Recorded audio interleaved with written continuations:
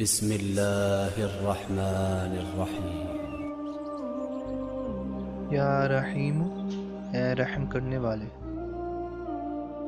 تسخیر قلوب کے لیے یا رحیم کا ورد انتہائی معجرب ہے۔ کسی مصیبت یا خوف سے بچنے کے لیے یا رحیم کا وظیفہ کرنا چاہیے۔ اللہ تعالیٰ دشمن سے پناہ دے گا۔ اگر الرحمن الرحیم لکھ کر درخت کی جڑ میں دفن کر دی جائے تو پھلوں میں برکت پیدا ہوگی۔ سچی محبت کے لیے بھی یا رحیم کا عمل نہایت آزمودہ ہے۔